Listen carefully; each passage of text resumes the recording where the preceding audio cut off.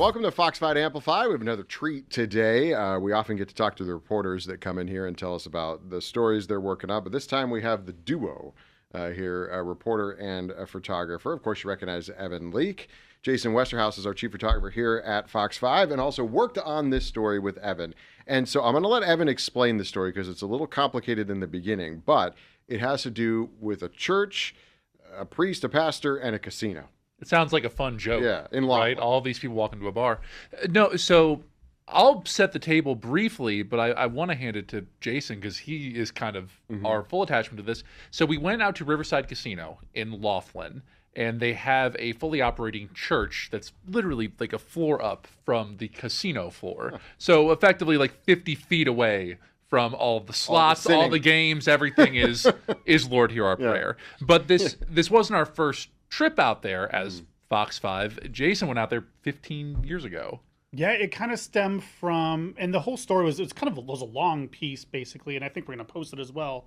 But it stemmed from, like, there's a story a few years prior where religious groups try to meet up, I believe at Green Valley Ranch, and the movie theater's there. Yeah. And they're denied. This church in Riverside, because the casino's so old, they're grandfathered in. So I think that's kind of the genesis of the start of even the church itself, is that they were able to have these gatherings inside the casino because there were no laws against it, where years later there was kind of a block there, I think, when it comes to So you places. went there 15 years ago to do a story on just the fact that there is now this church in a casino. I think that idea just piqued everyone's interest, and then to kind of make it more of a newsy thing of, okay, great, church and casino, and then it tied into the religious groups and the previous story from a couple years before, where, you know, they're blocked from going into a casino to have services, kind of a thing, or a gathering. So that was just kind of the genesis of it. And in the end, we went, and it just ended up being, like a church is in the showroom, you know. And we actually had a camera, did a time lapse. Back then, it wasn't as easy as today with an iPhone, but where you can see them moving all these tables out, moving chairs in, and even just right outside the showroom. It's different today than back then, but back then, this is like 2011. All the shows were kind of like risque, like burlesque biker girls and things like that. Yeah, the advertisements out there today were vastly different, which that contrast is so funny to think about now. Because I was thinking about the differences, right? Yeah. Okay, what's the difference now and then? Like, does the theater look different or anything like that? And that was the one thing that stuck out, is just the type of shows they have in that showroom now. Now it's more cover acts and things. I think I saw like a, Elton John cover act, or I think I saw, like a country artist cover band, that kind of stuff. But back then it was like, burlesque biker girl show review type thing. And on Sundays, church. Yeah. And that's exactly what it was. And literally, just feet from this poster, you have, the father welcoming people in and, hey, come on in. Now, we talk a lot on here about how the stories come about. So obviously that's the story from years ago. But then recently, talk about, you were in a meeting. We have editorial meetings. We talk about stories and stuff like that. And it sort of came up again, and that's how Evan gets involved. Yes, we were talking about Cadence Crossing, the new casino being built, replacing Joker's Wild, basically. And we're just talking about the name. Like, Cadence Crossing sounds, it sounds almost like a church. And then someone made the comment along the lines of, a church and a casino. And it's like, and I kind of peeked up like, well, I actually did do a story like that. And I pulled up, I just happened to have, I saved a few stories on my, my unpublished YouTube page, just to have as an archive of some stuff I've done over the years. Yeah. Because I've been here 20 years now. So it's like you forget sometimes what you even do. And so I had it saved. We pulled it up and watched it right there at the meeting. And our now soon to be news director was like, oh, wow, we got to, we should maybe go back and revisit it. So even right then, we pulled up the website, and the father that we spoke to 15 years ago was still there.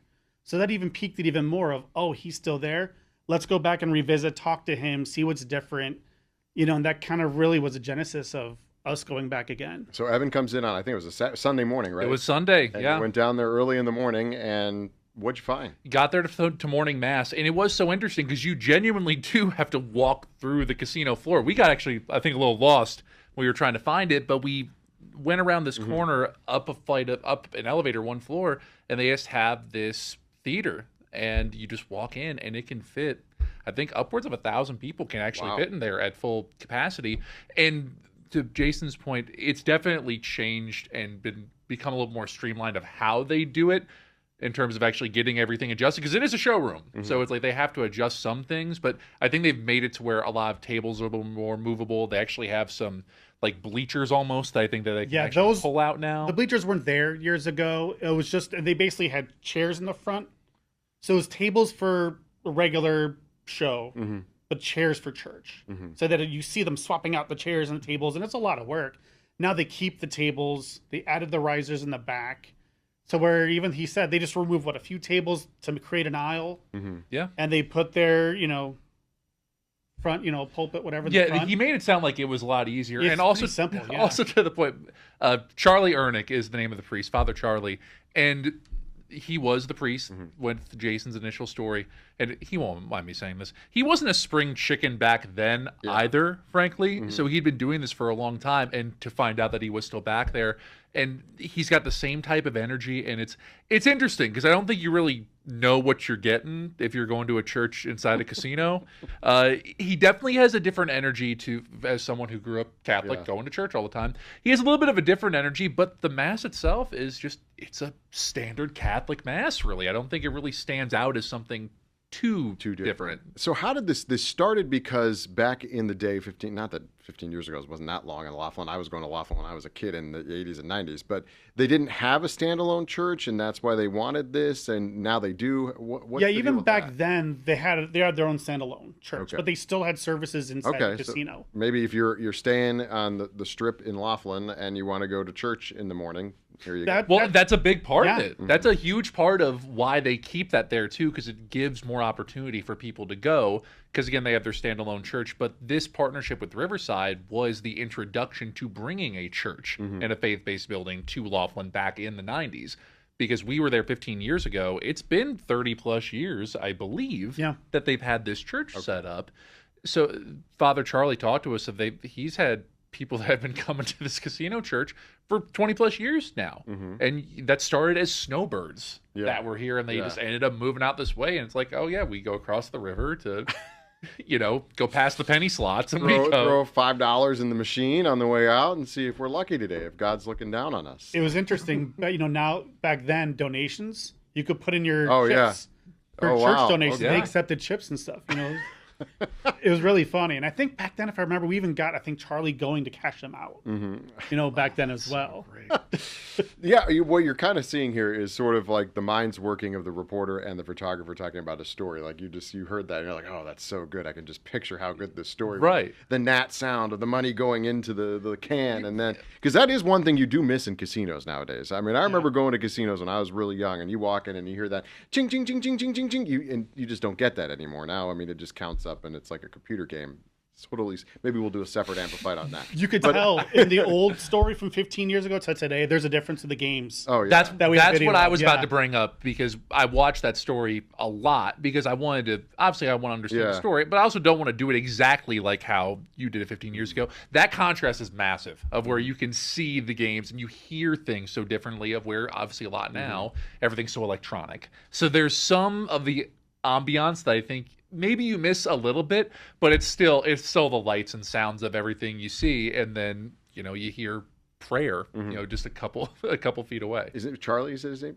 Charlie Ernick. Father Charlie Ernick. Father Charlie. What did he tell you about that juxtaposition of having like a religious ceremony in the middle of a casino, essentially? To him, it doesn't seem odd at all at this point. Now, mind you, he's done this for decades now. He loves talking about it still. A big thing he talked about, it didn't make it too much into the stories, but he's a big magic fan. They have like magic shows. So he's had different entertainers or magic like incorporated into shows sometimes. And a couple churchgoers we talked to brought that up. Father Charlie is kind of the crux of this, honestly, because the people that we talk to that go to church, they give him so much praise because he makes it engaging. Because, I mean, look, faith aside, church isn't necessarily the most entertaining place on the planet, but people that we talk to really appreciate the atmosphere that he has created over the years, of where it makes them more encouraged and more motivated to be closer to their faith, which I thought that was kind of a cool undertone to hear from people, of where it's like, oh, haha, church and a casino, but it really has captivated a lot of people locally in Laughlin to keep coming strictly back to Riverside Casino to go to church. Now, obviously, the sights and sounds of the casino are different than they were when you were first there 15 years ago or whatever. But when you're going to shoot it as a photographer, what are you looking for to tell this story, to make it different from what you did 15 years ago? To make it different and the same in a way too, because I wanted to see kind of side by side of how does it look different, from then and now. Probably one of the big things is probably towards the end we kind of do like a walk and talk with him, where where she's showing us around a little bit, which we did some of that the first time, but now with kind of different cameras and whatnot, it's a little bit easier to move around and do things like that as well. Even just ease of gear, just being able to not, because actually I had to bring 2 giant cameras last time. This time you can take to help an make iPhone it. I get my phone and my one camera, so even that just right there, I felt almost lighter than having to carry as many things inside. But a lot of it was just trying to kind of capture, okay, what's different, what's changed, kind of retell. I mean, it's been so long. A lot of people don't remember this or even seen it. Well, and there were so many elements to the original story as well. Like this story that we're doing today is much more of a full-out highlight of this church in Riverside, because you had so many elements 15 years ago of talking about the church, but also talking about the laws in place and everything mixed around with the issues with Green Valley, was it? Or I believe, one of those. One of those churches or one of those areas, and so many other moving parts in this very comprehensive piece. Whereas here, it's like, hey, we showed you a little bit of this 15 years ago. Now we're kind of full stop showing you how this is still going, why this is still going, how it makes sense. Did you find that it is normal, or did he know? Are there other church casinos that we... Not that they're aware of. Like, they make it seem like it's a pretty unique thing for them and how they are operated. I think it's why Charlie likes it. Yeah. It's kind of like he has this thing that no one else really has, and he's a bit of an entertainer himself, I feel like. This is one of the odd times where I haven't seen the story before, because usually we're doing Amplified after, but this is running soon. And it is, again, we take people behind the story. A lot of times in a daily basis, you come into work, you go out on a story, you shoot it, you put it on TV that same day. This is one of those things that you guys have been working on for a couple of weeks. Yeah, it's a rare moment where we actually have time nowadays, because the demands of our daily news cycle can be so vast. But from going out there a couple weeks ago on a Sunday and kind of being out there all day, getting all the elements for, several stories, honestly, and then coming back, having a day to write it, having multiple days to edit, just giving that time and care to something like this. It's been nice, because it doesn't happen often. So much of it is a daily turn and burn. It's like there have been plenty of times where I've done an interview at 3 p.m. and I've been live talking about it at 4 and then 5 and all the way through. It's nice to know that we had time to craft this story. And when you found that old story, so this, what you said 15 years ago, so it was probably digital then, right? Or is it on tape here? It was probably on tape, because we archived on tape. Okay. So it's kind of one of those things. Yeah, I think I had a 4x3. No, it's 16:9. Okay. I don't know if it's HD, but it fills the screen. We were filling the screen, but not HD for a while. Yeah. But so at least we could fill the screen. But yeah, I think I had a dub it from tape, and I digitized it just to save it. It was one of those things I was like, oh, I should really start backing up some of the things I've done. Well, that's a cool story. Yeah, and I think it's a rare story. When we tried to enter it for Emmys, it was nominated but didn't win in the religion category. And it's like, it didn't win in the religious category? Like, what it feels like that. Yeah, that's casino category. Yeah, right. I know.